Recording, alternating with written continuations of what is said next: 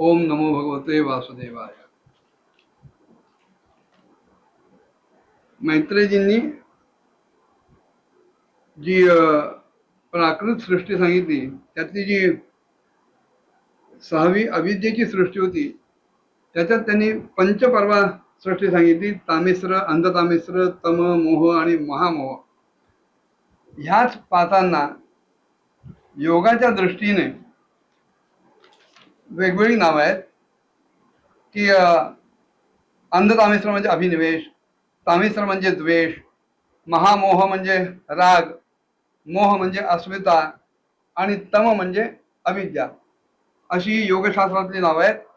आणि ही जी पंचपर्वा अविद्या आहे तिच्या निवारणासाठी दुसरी पंचपर्वा विद्या ही अस्तित्वात आली. वैराग्य, सत्संग, विवेक, भक्ती आणि तत्वज्ञान ह्या पंचपर्वा विद्यांमुळे जीवाच्या मुक्तीचा उपाय उपलब्ध झाला. पुढे मैत्रेयजी सांगायला लागले की जे भगवंत आपलं चिंतन करणाऱ्या समस्त जीवांचं सगळं दुःख हरण करतात, हे सुद्धा त्यांच्या लीलेचाच प्रभाव आहे. आणि तेच ब्रह्मदेवांच्या रूपानं रजोगुणाचा स्वीकार करून जगताची रचना करतात.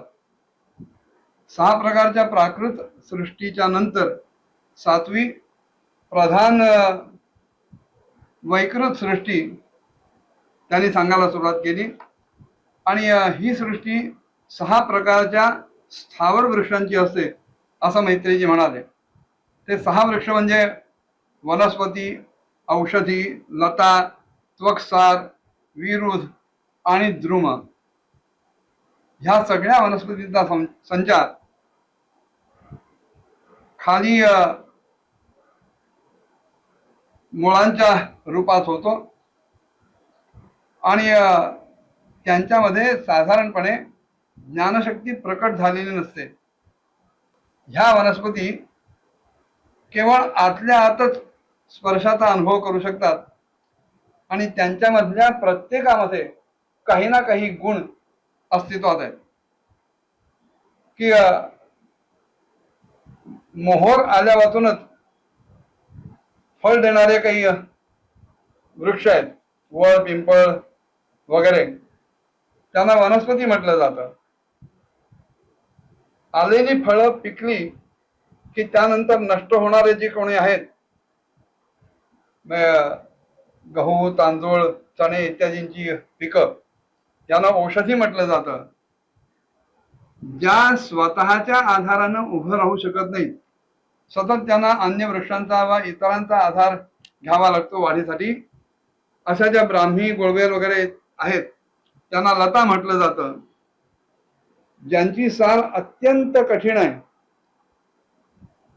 उदाहरणार्थ बांबू वगैरे, त्यांना त्वक्सार म्हटलं जातं.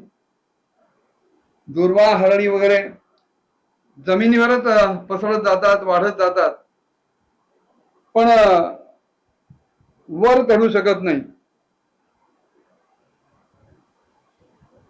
त्यातली विशेषतः खरबूज, टरबूज इत्यादी जे आहेत त्यांना विरुध म्हटलं जातं.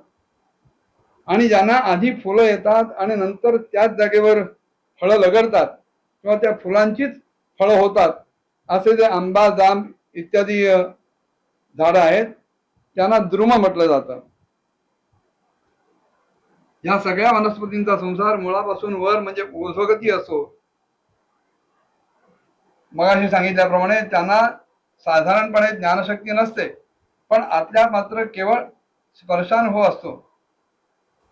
पुढे 8वी सृष्टी जी आहे ती तिर्यक योनींची म्हणजे पशुपक्ष्यांची सृष्टी आहे. ती 28 प्रकारची मानली जाते. त्यांनाही काळाचं ज्ञान नसतं, त्यांच्यामध्ये तमोगुण प्राधान्यानं अस्तित्वात असतं.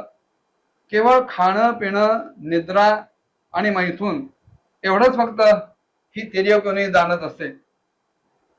त्यांच्या ठिकाणी विचारशक्ती नसते वा दूरदर्शितेचाही अभावच असतो. आणि केवळ हुंगण्यातून त्यांना पदार्थाचं ज्ञान होत असतं. गाय, बकरी, म्हैस, कृष्णमृग, डुक्कर वगैरे अशी या सगळ्या तिर्यक योनीमध्ये म्हणजे तिरके चालतात. त्या योनीमधल्या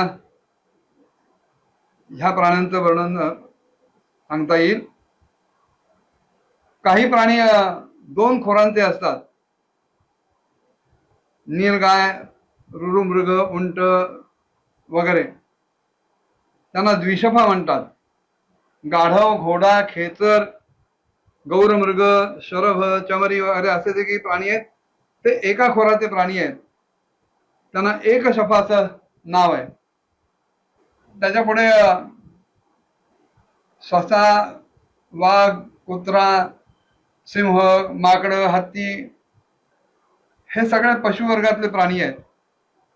बगळा, गिधड, ससाणा, मोर, हंस, सारस, चकवा वगैरे हे सगळे उडणारे जीव जे आहेत त्यांना पक्षी असं म्हटलं जातं. आणि 9वी जी सृष्टी आहे ती माणसांची सृष्टी आहे. ही एकाच प्रकारची आहे. या सृष्टीमध्ये त्या माणसांना आहाराचा प्रवाह वरून खाली येतो. आपलं मुख, माणसांचं मुख हे वरच्या बाजूला आहे आणि वरच्या बाजूला अन्न घेतल्यानंतर ते हळूहळू खाली जठरामध्ये पोचतं. अशा प्रकारची अन्नाची गती माणसांच्या मध्ये दिसते. माणसं बहुवंशी, रजोगुण प्रधान, कर्मपरायण असतात आणि त्याच्यामुळं मुळात दुःखरूप असलेल्या विषयांमध्येच ते सुख मानायला लागतात, सुख मानतात.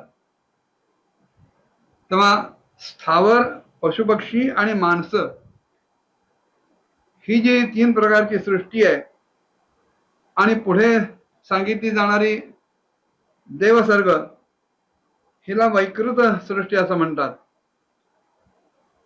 त्याचप्रमाणे जो महतत्वादी रूप वैकारिक देवसर्ग आहे त्याची गणना पहिल्यांदा प्राकृत सृष्टीमध्ये आपण केली, ते लक्षात आलं असेल. त्या व्यतिरिक्त सनतकुमार आदी ऋषींचा जो कौमार सर्ग आहे त्याला प्राकृत आणि वैकृत असा दोन्ही प्रकारचा सर्ग म्हटलं जातं. देवसर्ग सुद्धा 8 प्रकारचा आहे. देवता, पितर, असुर, गंधर्व, अप्सरा, यक्ष, किन्नर, सिद्धचारण, विद्याधर, भूतप्रेत, पिशाच आणि 8वे किन्नर किंवा किंपुरुष, अश्वमुख असे. अशी अनेक प्रकारची सृष्टी मैत्रेयींनी विदुरांना सांगितली, जी ब्रह्मदेवांच्या द्वारे रचली गेली. आणि आता म्हणाले मी तुम्हाला वंश आणि मन्वंतराधिकांचं वर्णन करून सांगतो. अशा प्रकारची सृष्टी करणारे सत्यसंकल्प भगवान हरी हेच ब्रह्मदेवांच्या रूपानं प्रत्येक कल्पाच्या सुरुवातीला रजोगुणानं व्याप्त होऊन स्वतःच त्या जगताच्या रूपात आपली आपणच रचना करीत असतात. एवढं बोलून झाल्यानंतर मैत्रेयांनी विदुरांना पुढे काळ आणि मन्वंतर यांच्याबद्दल काय सांगितलं नंतर बघूया. ओम नमो भगवते वासुदेवाय.